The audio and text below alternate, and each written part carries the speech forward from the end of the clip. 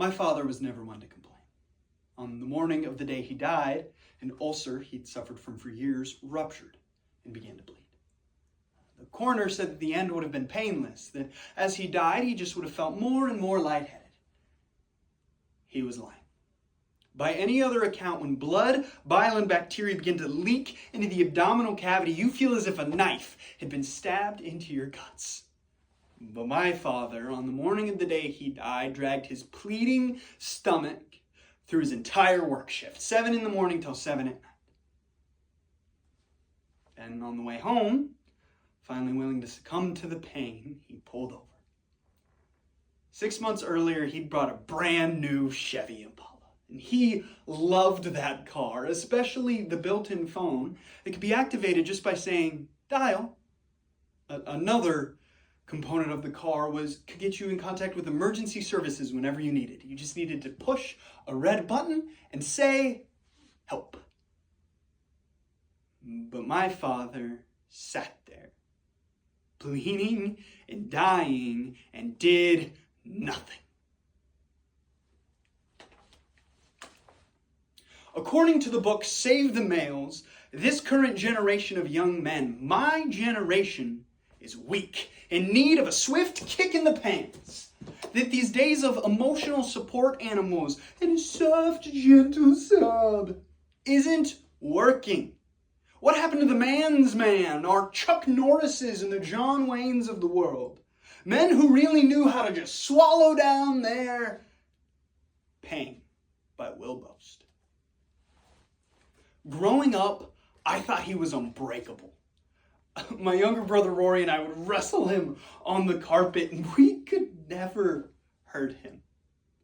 He one time was out cutting railroad ties and sawed his hand open and then just stared at it like it was something unconnected to him. He'd pick up hot saucepans by their bare handles and go out on the coldest Wisconsin winter days without any gloves. You could freeze him, burn him, cut him, kiss him. He wouldn't feel a thing. His schoolboy days were litanies of brutality. When he was in high school, my father played rugby.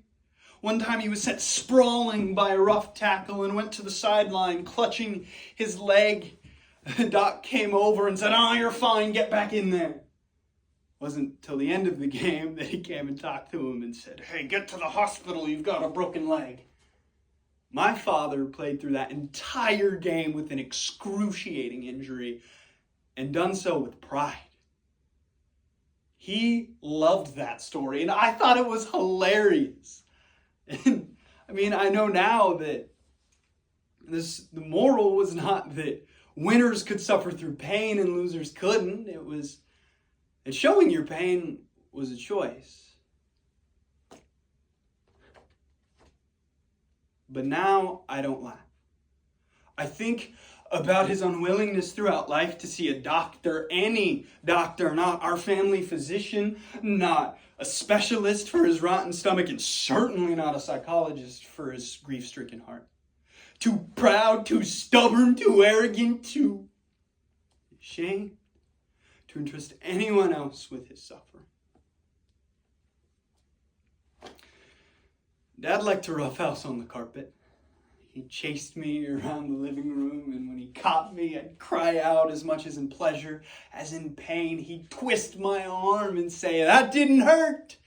He'd twist it harder and say, that didn't hurt, did it? I would just clench my teeth, trying to hold back tears and shake my head. But then when he released me, I would rush right back at him.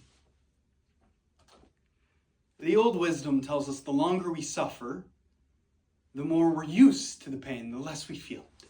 That after the first lash is unbearable, the 10th we feel less, and by the 100th we barely feel a thing. I found the opposite may be true. That when we go through a long ordeal or depression, we begin to feel pain more acutely.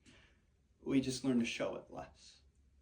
The Stoics' creed, the Stoics' wisdom, what doesn't kill you makes you stronger. Keep calm and carry on. All turns out to be nonsense. I see now that my father's upbringing and my own had left us pathetically ill-equipped for the route my family's life would take. When my mother died, my brother Rory started partying harder than ever. My father tried to cajole, lecture, and bully it out of him, now on to 10 or 12 whiskeys a night. Then one night, my father's greatest worry came true. Rory died in a car accident on his way to a party with his buddies, slamming beers. My father, with no other way of coping, turned to the only medicine he knew, drinking himself to death. He'd always suffered from a bad stomach. Not a day went by when he didn't bear some sort of discomfort, and now on to 10 or 12 whiskeys a night, every night. It wasn't a son's place to tell his father his business. In 30 years at the same company, he barely missed a day of work. Even when my mom was sick, even after Rory's accident, now something seems cruel to me now. That company gave him an award for his attendance. Toward the end, he softened. On the morning of the day he died, he called me. He seemed to be in a pretty good mood. I was hungover and pissy about being woken up early. At 24, I was already well on my way to my own 10 beer a night, every night drinking problem. He told me he added me to the AAA policy, and he asked me to repeat the number back to him twice. He asked me if I was doing good on cash, and he fretted about my own life, even though he seemed to care nothing for his own. Dad, quit worrying. I've got it, okay? Did he know he was going to die that day? He must have known something was wrong, seriously wrong, the self-control. Before calling me, no doubt he went to the bathroom and probably coughed up blood before calling me. In less than 9 hours, he'd take his last breath. A conversation consisting of nothing but the weather. Nothing but small talk. If I had known that would be our last conversation.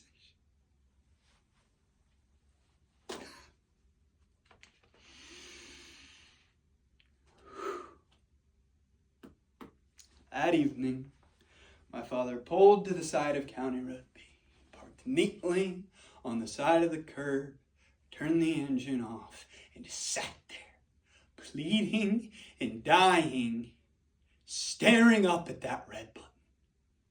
And all these years later, I don't understand why he didn't just reach up, press it, and say that little word, help. My father taught me that the worst thing you could do in life was indulge your pain. You swallow it down. You don't write about it. You certainly don't talk about it. His methods killed him, and he did with his life only what he was taught to do. All he knew how to do. So now the question remains, what do I do with my